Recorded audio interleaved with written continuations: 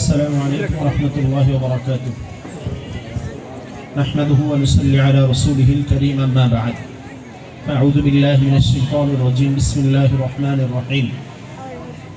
قل هل يستوي الذين يعلمون والذين لا يعلمون. شويد الشرك لي. اللهم صل على محمد وعلى آل محمد كما صليت على إبراهيم وعلى آل إبراهيم إنك حميد مجيد. اللهم بارك على محمد وعلى آل محمد كما باركت على إبراهيم وعلى آل إبراهيم إنك حميد مجيد. استغفر الله استغفر الله استغفر الله وأتوب إليه. لا حول ولا قوة إلا بالله العلي العظيم. الحمد لله ভাই, আজ 16 ডিসেম্বর সিদ্দিকিয়া মাদ্রাসা কর্তৃক আয়োজিত হাফেজ ছাত্রদের পাগড়ি প্রদান, অভিভাবক সমাবেশ, দোয়া অনুষ্ঠানে আল্লাহ তাআলা আমাদেরকে আসার ও বসার তৌফিক দিয়েছেন। সবাই দিল থেকে শুকরিয়া আদায় করি, বলি আলহামদুলিল্লাহ। আরো উঁচু আওয়াজে জবান খুলে বলি আলহামদুলিল্লাহ। তার সাথে সাথে আমার নবী, আপনার নবী জনাবে মুহাম্মদ রাসূলুল্লাহ সাল্লাল্লাহু আলাইহি ওয়াসাল্লামের রওজা মোবারকে লক্ষ কোটি গুণ দুরূদের হাদিয়া পেশ করি সাল্লাল্লাহু আলাইহি ওয়াসাল্লাম। আমি নয়াপাড়া মাদ্রাসায়, আমাদেরও আজকে একই প্রোগ্রাম ছিল। আমাদেরটা ছিল 8টা থেকে 10টা, তো সেখানে একটু সময় লাগছে, আমি আর একটু আগে আসার কথা ছিল এখানে। তো একই প্রোগ্রাম। আসলে আমাদের প্রতিটা মাদ্রাসার নিয়ম কানুন, কালকে রুলাইমের সাথে আমার লম্বা টাইম কথা হয়েছে পরশু রাত্রে। আসলে আমাদের চিন্তা চেতনা, আদর্শ বা পরকালীন চিন্তা বাচ্চাদেরকে গঠনের সবার, আমাদের বগি আলাদা কিন্তু সবার ইঞ্জিন একটা, স্টেশন একটা। মাদ্রাসা ভিন্ন ভিন্ন কিন্তু সবার চিন্তা হলো জান্নাতমুখী চিন্তা, তাই না?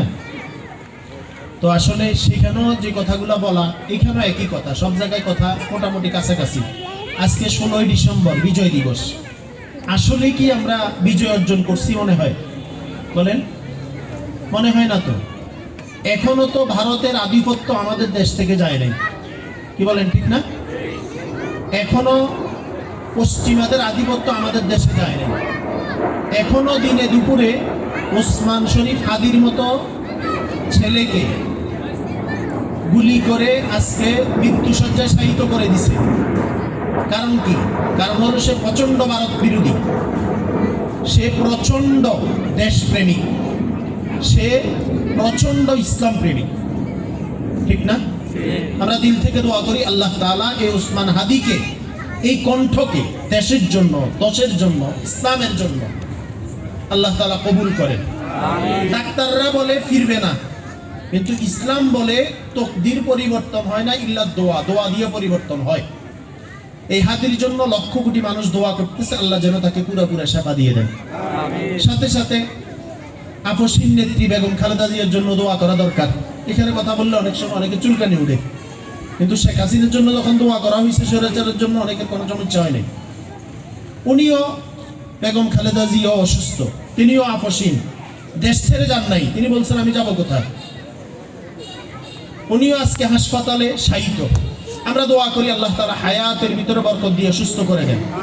এবং তিনিও প্রচন্ড ভারত বিরোধী। আমরা ওদেরকে ভালোবাসি যারা আমাদের দেশ বিরোধী কোন ষড়যন্ত্র যারা করে, এদের বিরোধী হয়, ঠিক কিনা বলেন? মনে রাখবেন, আপনি তওবা করে ইমানদার হয়ে যাইতে পারেন। ভারত কখনো আমাদের বন্ধু ছিল না, এখনো নাই, ভবিষ্যতে হবে না। কথা বলেন, ঠিক কিনা? আমাদের দেশে বসে যারা ভারতের পক্ষে সাফাই গায়, এরা হলো নব্য রাজাকার। কথা বলেন না কেন? আর ভারতে বসে এই দেশ থেকে 1000 কোটি টাকা নিয়ে স্বামীর দেশে গিয়ে ওইখান থেকে বড় বড় পরিকল্পনা করে, এরা আরো বড় নিমুখারাম, এরা আরো বড় কি? তাহলে দেশের ভিতর থেকে যারা ভিনদেশীদের জন্য দয়া লাগে, আর ভিনদেশে থেকে যারা দেশের মানুষের উপর আঘাত করে, এরা দুই গ্রুপ দেশের 10 শত্রু। কথা বলেন, ঠিক কিনা? হ্যাঁ, মনে রাখতে হবে আমাদেরকে। জালেমের উপরে দয়া করা, মাজলুমের উপরে জুলুমের সমাপ্ত। বুঝলেন না কথাটা? হ্যাঁ, যদি আপনার দয়া করতে মন চায়, ওই যে জুলাইতে ভিডিওগুলো টাইনে টাইনে দেখেন, 17 বছরের স্বৈরাচার দেখেন, বোঝা উচিত। আল্লাহ আমাদেরকে বুঝার তৌফিক দেন, সবাই বলি আমিন। এই ৫৬,০০০ বর্গ মাইল ইসলামের পক্ষে আসুক, বলেন ইনশাআল্লাহ।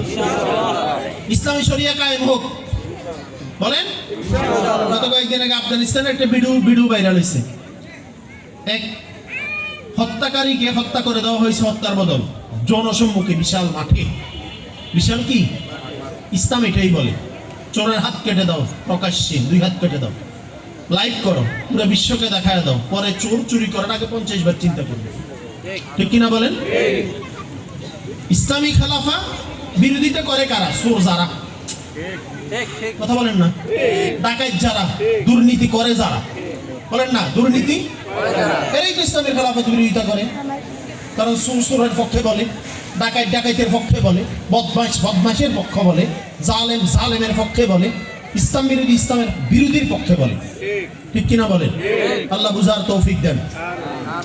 এই জুলাই যারা শহীদ হইল, পিলখানায় বিডিআর হত্যা মামলায় যারা শহীদ বা হত্যায় যারা শহীদ হইল, আমাদের শাপলাতে যারা শহীদ হইল, এই 54 বছরে দেশের জন্য, দশের জন্য, ইসলামের জন্য, আদম আলাইহিস ইসলাম থেকে এই পর্যন্ত যারা দুনিয়া থেকে ইমানদার মুসলমান ইন্তেকাল করলেন, আমরা আজকের 16 ডিসেম্বরে, নিশ্চয়ই মাদ্রাসায় খতম হয়েছে, আমাদের এখানে হয়েছে, বিভিন্ন জায়গায় হয়েছে, এই খতমের উসিলায়, দোয়ার উসিলায়, আশার উসিলায়, বসার উসিলায় আল্লাহ যেন সবাইকে মাফ করে দেন। সবাই বলেন আমিন। এই যে কয়েকটা ছাত্রকে পাগড়ি দিল না, আমার আস্তে আস্তে একটা কথা মনে হইল। বিশ্বাস করেন, একটা মা গর্ভে বাচ্চা, রেহেমে বাচ্চা আসার সাথে সাথে মা যে পরিমাণ পেরেশান থাকে, খাইতে পারে না, বসতে পারে না, শুইতে পারে না, উঠতে পারে না, বাচ্চা কি ঠিকঠাক আছে কিনা, নাড়াচাড়া করতেছে কিনা, রু আসছে কিনা, তাকে লাথি দিচ্ছে কিনা, সে যেমন সবসময় পেরেশান থাকে, অসুস্থ থাকে, মেজাজ খারাপ থাকে, এক এক সময় এক এক মোড়ে থাকে। বিশ্বাস করেন, আমরা যারা মানুষের দায়িত্ব পালন করি, আমাদের ছাত্র গুলানিয়া একটা মা গর্ভের সন্তানকে নিয়ে যে পরিমাণ ফিকির করে, আমাদের মানুষের শিক্ষক মোহতামিম দায়িত্বশীলরা এর চেয়ে বেশি ফিকির করে। একটা বাচ্চা মানুষের যদি না আসে, মানুষের শিক্ষকের মন খারাপ হয়। একটা বাচ্চা যদি দুষ্টামি করে, না পড়তে চায়, মানুষের শিক্ষকের মন খারাপ হয়। কেন? আমাদের একটা অভিজ্ঞতা বলি, আমাদের এই গাজীপুর শিল্প এলাকা, গ্রামের চাইতে শিল্প এলাকায় বাচ্চাদেরকে মানুষ করা কঠিন। কেন? শিল্প এলাকায় বাচ্চারা সাধারণত মাতা পিতা 2 জন চাকরি করে, ম্যাক্সিমাম। খবর নিয়ে দেখেন, হয়তো মা না হলে বাবা, অথবা 2 জন, A shift, B shift, night shift, এরা ডিউটি করে। তো বাচ্চা 2টা বা 3টা, এই বাচ্চাগুলোকে মাদ্রাসার উপরে ডিফেন্স করে, ওনারা ওনাদের মতো চাকরি করে। তো বাচ্চাকে অনেক সময় মা বাপের সপ্তাহে একবার দেখে, অথবা প্রতিদিনে 2 মিনিট 5 মিনিট দেখে, অথবা বেচারা আইসা দেখে যে বাচ্চা ঘুমাইছে, আবার ঘুম থেকে উঠি দেখে বাচ্চা আবার ঘুমে। ওই বাচ্চাকে শোয়া অবস্থায় দেখে, এই জন্য এক বাপকে জিজ্ঞেস করছিল, আপনার ছেলে মেয়ে কয়জন? 3 জন। কোনটা কত বড়? তো উনি বলছে যে একটা এত বড়, একটা এত বড়, একটা এত বড়। বলার দরকার ছিল কিভাবে? এইভাবে না। ওনাকে জিজ্ঞেস করা হলো, কাহিনী কি? আপনি এইভাবে বললেন কেন? আসলে আমি যখন যাই তখনও বাচ্চাগুলো ঘুমে থাকে, আমি যখন বাসা থেকে বাইরে তখনও বাচ্চাগুলো কি থাকে। তো এই জন্য লম্বা দেখার সুযোগ আমার কম হয়। 17 বছর অনেকে বুঝছে, কি কোনো লিন্ডা বুঝছেন না, কথা বল না কেন? এই যে রবিউল ইসলাম নয়ন, বিএনপির যুব দলের, ওই দিনও একটা পোস্ট লিখছে, ওর যখন সন্তান হয়েছে একটা পোস্ট, আমি পুরোটা পড়ছি, চোখে পানি আসার মতো। এরা যেন বাচ্চাও দুনিয়াতে প্রজনন ক্ষমতা হারাই ফেলে, এরকম টর্চার করা হয়েছে নাকি। এবার বুঝেন তো? বলতেছিল যে এরকম কেন? আমি যখন যাই বাচ্চাগুলো ঘুমে থাকে, আবার যখন বের হয়ে যায় বাচ্চাগুলো ঘুমে থাকে। এদেরকে লম্বা দেখার সুযোগ হয় না, এভাবে ফাতারি দেখার সুযোগ হয়।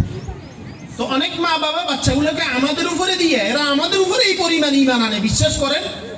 কিন্তু বাচ্চারে আমরা চিঠি দিয়েও অভিভাবক সমস্যা দিতে পারি না। যদি উল্টা করে একটা বাড়ি হুজুরে ঠিকঠাক ভাবে দিতে পারে, বলেন না, উল্টা করে হুজুরে একটা বাড়ি ঠিকঠাক ভাবে দিতে পারে, মাও হাজির বাপও, এদেরকে দাওয়াত দিয়ে আনা যায় না। কিন্তু বাড়ি যদি উল্টা হয়, ঠিকঠাক ভাবে চলে আসে। কেন? আমার বাচ্চা আমার জন্য সম্পদ। বলেন, আমার জন্য কি? আচ্ছা বলেন তো, আপনার বাচ্চাকে 500 টাকা দিয়ে দিলেন, এটা বেশি দামি না 5 দিনের সময় দিলেন বেশি দামি? আমরা বাচ্চাদেরকে টাকা দিতে রাজি, সময় দিতে রাজি না। আমার সাথে আপনারা একমত না দ্বিমত? সময় দেয় বাচ্চাদেরকে। ওই সময় কাকে দিয়ে রাখছে? বিড়িরে একটা দিয়ে একটা ধরায়, বিড়ির উপরে উনি মেহনত, প্রচন্ড মেহনত করতেছে বিড়ি দিয়ে। এরপরে দোকানদারকে উনি সময় দিয়ে রাখছে, ডিশওয়ালার সময় দিয়ে রাখছে, মোবাইলের সময় দিয়ে রাখছে, বাচ্চার কার জন্য ওনার সময় নাই। যখন এই বাচ্চা পড়ালেখা বন্ধ করে, আসে না ঠিক মতো, এবার হুজুর খুঁজে, জিনকে দাঁড়ায়, ভূতকে দাঁড়ায়, কে ঝাড়ে, কে ফুট দেয়। কেন? আপনি কন্টিনিউ আপনার বাচ্চার জন্য কেন সময় ব্যয় করবেন না? বলেন আমাকে। কথা বলেন ঠিক কিনা? আমার কথাগুলো এরকম ভাই, আমি মিষ্টি কথা কইতে জানি না। আমি আমার মারও কই, মা আমি জন্মের পর একটু যদি মধু আমারে দিয়ে দিতেন তাহলে অন্তত অনেক মানুষ আমার ভালোবাসত। বাস্তবতা এটা ভাই, আপনি মানেন আর না মানেন। এই বাচ্চাগুলো হাফেজ হয়ে গেলে আমি এখন আরো বেশি ভয় পাই। বাচ্চারা হাফেজ হইলে এখন আমি আরো বেশি ভয় পাই। ওই দিন আমি রোলেন রেখে দিতে বলছি কেন, বাচ্চাগুলো হাফেজ হওয়ার সাথে সাথে এরা বিশাল বড় হাফেজ। নামের আগে হাফেজ আব্দুল্লাহ। বাপে মনে করে আমার ছেলে হাফেজ হয়ে গেছে, সবাইকে বলে। মা মনে করে আমি এখন হাফেজের মা হয়ে গেছি। এখন ছেলেটা হেফজ যেখানে করে এখানে আর শুনাইতে রাজি। কথা বলেন না কেন? না, কারণ কি, যেখানে হেফজ করে এখানে শুনেলে শুনানিটা ঠিকঠাক হয় না, তাইলে তো এখানে হেফজটাও ঠিকঠাক হয় না। তো হেফজ করান কা? কথা বুঝেন না মনে হয়। কিরে ভাই, একটা ছাত্র শিশু থেকে হেফজ করা পর্যন্ত 3 বছর 5 বছর এই বাচ্চার উপরে মাদ্রাসার মুতামিম শিক্ষক সবাই তার রোগ সম্পর্কে জানে না, তার দুর্বলতা সম্পর্কে জানে না। এই 30 পারা হেফজ করার পরে তার শিক্ষক বেশি জানবে তার ব্যাপারে, নাকি নতুন জায়গায় গেলে নতুন শিক্ষক বেশি জানবে? আমার মাদ্রাসায় এই 4 বছর আমি নয় পারা মাদ্রাসা দায়িত্বশীল। 4 বছর হয়েছে নয় পারা মাদ্রাসা নুরানি হিফজুল কোরআন মাল্টিফেক্সের সাথে এই 3খানা মাদ্রাসা ওইখানে। আসলে এটা এখন এই 3খানা নেই, এটা 5-এর চেয়ে কঠিন ভাবে চলে। আমার মেজাজ যেরকম করা, এটা চালানোর সিস্টেম এরকম করা। তো আমি দেখছি 26 জন ছাত্র হাফেজ হয়েছে, তো অন্তত 10-15 জন ছাত্র নষ্ট হয়ে গেছে হাফেজ হওয়ার পরে। চুল বিশাল, এখন এরা আমার সামনে হাঁটে, আমার সালাম দেয়। কারণ কি, ওই যে হাফেজ হওয়ার সাথে সাথে মা বাপেরে বলছে আমি এখানে শুনাইতাম না, এবার মাই দিছে এই মাদ্রাসায়, ওইখানেও শোনায় না। দিছে আরেক মাদ্রাসায়, ওইখানেও শোনায় না। হেলেন ভাই কথাগুলো ঠিক, ওইখানে দিছে ওইখানেও শোনায় না। কি রে, না আমি কয়দিন পরে আর করতাম না, বাস। এই ছেলেটাকে পিছনে। আচ্ছা বলেন তো, আপনি একটা জমি চাষ করলেন, 1 বিঘা জমি চাষ করে আপনি যখন সব আয়োজন কষ্ট মেহনত সব করার পরে আপনি কালকে ধান কাটবেন, ধান কাটার উপযুক্ত হয়েছে, রাত্রে এই পরিমাণ ডল আসছে, বন্যা আসছে, সব বাসায় উঠানো আর উপযুক্ত না, সব নষ্ট হয়ে গেছে। পাশে আরেকটা জমি ছিল, যেটা বেচারা যার জমি হে ধরেও দেখে নাই, যায়ও নাই। আচ্ছা লস বেশি কার হয়েছে? আমি বুঝাইতে পারি নাই। 2টা বিঘা জমি, 1 বিঘা জমির উপরে বছরকে বছর মেহনত হয়েছে, জমি চাষ করা হয়েছে, আর একটা জমিতে কিচ্ছু করা হয়নি। যখন নষ্ট হয়েছে দোনোটা হয়ে গেছে, লস বেশি কার হয়েছে? হ্যাঁ, তাহলে আবার বলেন যে ছেলেটা হাফেজ হয় নাই তার জন্য কোনো আফসোস নেই, কিন্তু যে ছেলেটা বছরকে বছর মেহনত করার পরে লক্ষ লক্ষ টাকা তার পিছনে দেওয়ার পরে ওই শেষ রাত্রে মানুষের মুতামিম বছরে ঠিক মতো রাতে 3টা অনেক সময় ফোন, মানুষের শিক্ষক মাসে আমরা ছুটি দিয়ে 4 দিন, মঙ্গলবারে যাবে শুক্রবারে চলে আসবে, তাহলে সে পুরো বছরে হিসাব করলে 30, 35, 40 দিন স্ত্রী সন্তানদের সাথে সময় কাটাইতে পারে। এই বেড়া রাতে 3:30 বাজে ঘুম থেকে উঠাইলো বাচ্চাটাকে, এই বাথরুম থেকে নিয়ে ঘুম থেকে নিয়ে খাওয়া সব করার পরে এই বাচ্চাটা হাফেজ বানানোর পরে এই হাফেজের হেফজের হেফাজত করাও তো শিক্ষকের দায়িত্ব, মাতা পিতার দায়িত্ব। কথা বলেন ঠিক কিনা? তো আমার ছেলেটা হাফেজ হওয়ার পরে গুরুত্ব কম থাকা দরকার না বেশি থাকা দরকার? আমার পকেটে আপনার, আচ্ছা আপনি বলেন তো, আপনার পকেটে যখন দামি মোবাইল থাকে আপনি কয়বার পকেট চেক দেন? আপনার পকেটে যদি 1 লাখ টাকা থাকে আপনি কয়বার চেক দেন? কথা বলেন। আপনার ছেলে যে হাফেজ, আপনি কয়বার চেক দিচ্ছেন তার হেফজটা ঠিক আছে কিনা? বলেন, আমাকে বলেন, কয়বার চেক দিচ্ছেন আপনি? খবর নাই আপনি। এই যে আমরা ছুটি দিব, ছুটি দেওয়ার পরে এবার দেখবেন, ছুটি দেওয়ার পরে আসার পরে এবার মাই কি কয় বাবাই কি কয়, আর শুধু আল্লাহ আল্লাহ করে। কখন মানুষ খুলবো, খুলে না, এত বন্ধ দরকার কি? ঠিক নেই। এবার হুজুরের ফোন, হুজুর কখন না খোলা দিচ্ছেন আমরা তো ভুলে গেছি, কাগজ দিয়ে দিছি, এটারও খবর নেই। কেন? মা বাবা আসি কি কয়, হুজুর আমার ছেলেটা নামাজ পড়ে না, কথা শুনে না, এই করে না। আচ্ছা বলেন তো, আমার এই কথাটা বলেন, আমরা আপনাদের সন্তানের বেশি আপন জন্মদাতা না আপনারা বেশি আপন? তাহলে আমরা তখন ছুটি দেই, আমাদের এই গঠিত ছাত্রটা যেটা তাহাজ্জুদ মিস করে না, ফজর মিস করে না, জোহর আসর মাগরিব এশা ওয়াবিন ইশরাক মেসওয়াক টিস্যু সব তাকে আমি পাবন্দি করলাম। পাবন্দি করানোর পরে এই 1 সপ্তাহ যে ছুটি দিলাম, কার হাতে দিলাম? এই বাচ্চাকে কি শত্রুর হাতে তুলে দিলাম, না তার জীবনের সবচেয়ে আপন মা বাবার হাতে দিলাম? এই মাই কি কয়, আমার ছেলে নামাজ পড়ে না, পরিব কত? আপনি তো বড়টা 2 কেজি এলা একটা মোবাইল ওয়াইফাই লাইন দিয়ে দিয়েছেন, কেন? আমার ছেলে কেরাত শুনবে। জি না, আপনি খবরও নাই, আপনার ছেলে কেরাত আপনারা শুনাইতেছে, তলে তলে অন্য কিছু করতেছে, খবরও নাই। কথা বলেন না কেন? এটাই করে মারা, মা এটাই করে, বাপে এটাই করে। অনেক সময় সন্তানের প্রতি বাপে প্রচন্ড দুর্বল, মা শক্ত, আবার অনেক সময় মা প্রচন্ড শক্ত, বাপ দুর্বল। আবার অনেক সময় মা বাপ দুজন শক্ত, আবার অনেক সময় মা বাপ দুজন দুর্বল। এবার আপনি চিন্তা করেন আপনার ছেলেকে কি মানুষ বানাবেন? না, মানুষ বানাবেন। মনে রাখবেন, বিরিয়ানি যেটা সেটা যদি নষ্ট হয়, এটা বিনষ্ট হয়, এটা নাকের কাছেও নেওয়া যায় না। কিন্তু যখন শুটকির তরকারি হালকা নষ্ট হয়, এটা জাল দিলে খাওয়া যায়।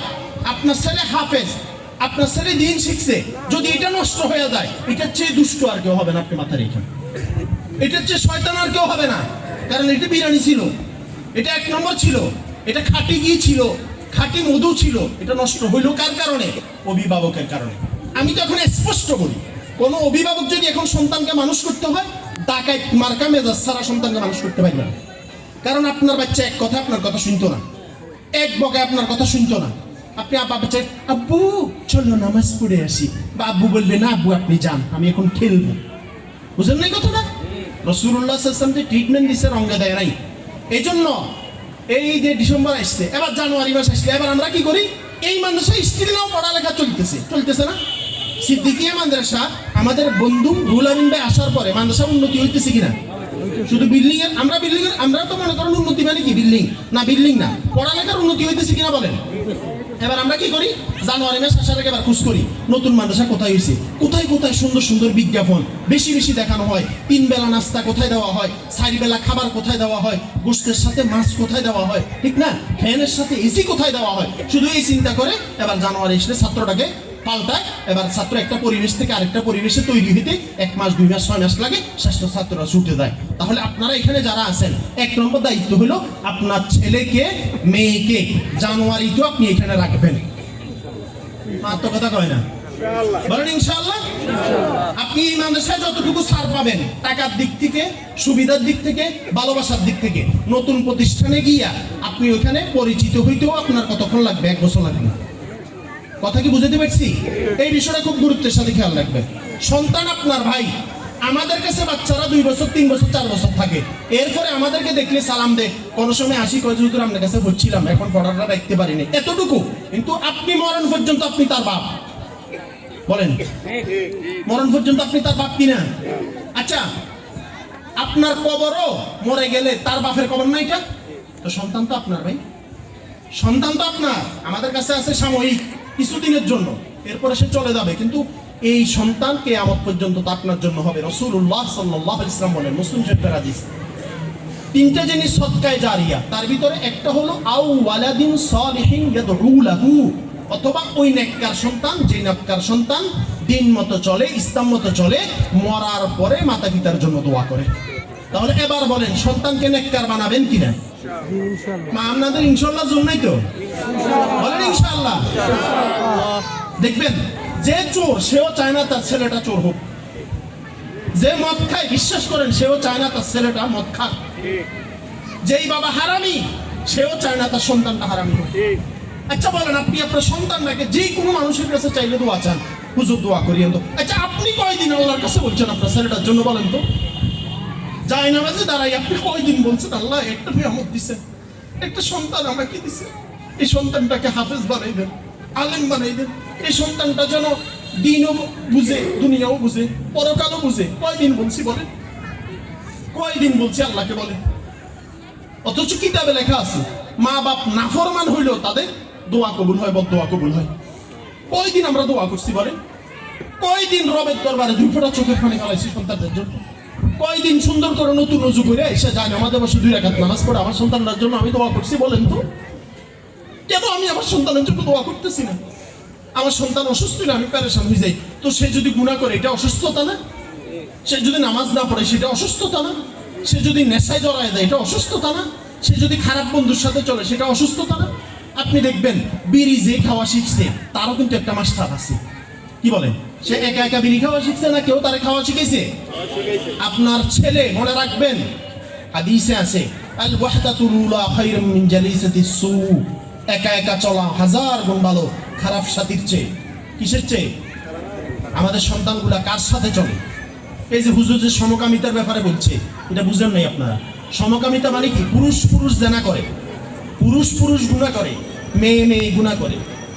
এটা একটা ভাইরাস, এটা একটা রোগ। এই রোগ সাংঘাতিক রোগ, মারাত্মক রোগ। কথা কি বুঝে আসছে? আমার ছেলে কার সাথে চলতেছে, বলতেছে, করতেছে, আমাকে খেয়াল রাখতে হবে। মনে থাকবে ইনশাআল্লাহ? তাহলে আজকের কথায় কয়েকটা কথা বুঝে এসলো। আমাদের অতিথি চলে আসছেন, তিনি কথা বলবেন। 1 নাম্বার, আমরা মা বাবা হিসাবে সতর্ক থাকবো। হাত উঠান, বলেন ইনশাআল্লাহ। জানুয়ারি মাসে দেখবেন কাশিমপুরে কোথায় 4 বেলা খাবার দেয় এরকম একটা মাদ্রাসা খুঁজবেন, কোথায় ফ্যানের সাথে এসি চালায় এরকম একটা মাদ্রাসা খুঁজবেন। আমরা যখন পড়ছি আমরা সিঙ্গরার ভিতরে আলু দিয়ে ভাত খেয়েছি, আলু দিয়ে আটানা দিয়ে পেঁয়াজ কিনে ভাত খেয়েছি। বাসা থেকে মরিচ, শুকনা মরিচ আমরা এখানে ওলামায়ে কেরাম সবাই করছি, এটা বোতল ভরে লবণ দিয়ে নিয়ে যাইতাম, পান্তা ভাত দিয়ে মরিচ দিয়ে খাইতাম।